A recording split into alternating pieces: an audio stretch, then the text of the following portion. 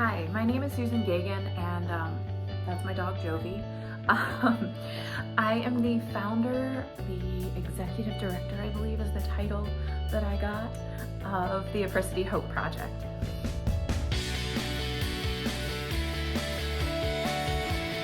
We are a brand new nonprofit, and we are super excited to be able to participate, I guess, in our first Giving Tuesday, because we need money. We're a brand new nonprofit, and so in order to do all the things, we need a little bit of funding. Let me tell you a quick bit about why I started this project, and then I'm going to introduce you to some of my medical mom friends. Both of my children have mitochondrial disease, and I became a medical mom with no medical experience prior to this. It's a lot, guys. Thankfully, there are so many organizations that have been created for our children because they're needed. But 7 years into this, I realized there's not a lot of support for the caregivers. And it's hard.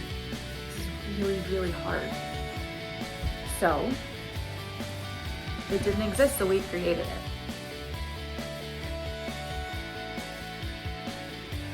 The Apricity Hope Project, the goal is to love on caregivers of medically complex children. We're going to be doing this through caregiver packages, through retreats, and caregiver getaways. We have a podcast called When Autumn Comes, and it is awesome.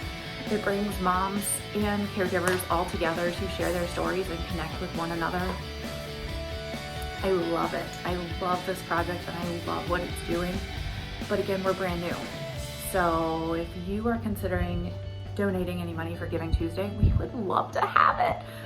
But let me introduce you to some of my medical mom friends, and because I didn't know anything about this life before I was in it. And I want you to hear what they go through, what we all go through. So meet some of my friends. The life of a caregiver is tough. It's physically challenging, emotionally draining, time intensive, and all consuming. But it is also rewarding and loving. Is that my child looks like a normal happy kid. He has cystic fibrosis, so he has a degenerative disease with no cure, and every single time anything goes wrong, it's more scar tissue and more preventative action that we need to take. And we do hours of breathing treatments and prepping meds, and it's a lot of work, but no one sees that. So they just see this happy kid and know that we have doctor's appointments fairly often and assume that my life is pretty much like theirs, and it's not. When you become a caregiver, everything changes. Everything you knew changes. Everything you did changes. At first, you're not really sure what to do. But eventually, you find your village. And people that have been there, or people that want to learn more. Just knowing that things are going on around you, things might be going downhill, but you kind of have to put on your happy face. I know for me personally, the best thing that I can ask for people to support a caregiver, especially me, is just to have support. Ask how we are. Don't be afraid to to ask or include us too. Even if we can't go, it's nice to hear, hey, how's it going? Would you like to do X, Y, Z? I really think it's important to know that caregivers are still people, and it's okay if you ask us about it, because we want that part of our lives to be known. The future. Our friends and family would be moving ahead with their lives and watching their children grow, and you couldn't help but compare what your life and your reality is compared to everyone else. I feel like I don't get to have any of my own plans. Today, for instance, I had lots of plans of what I thought today was going to look like.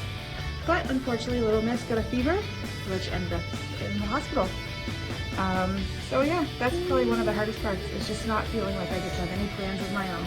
Because this world will decide, and this illness will decide what our days are going to look like.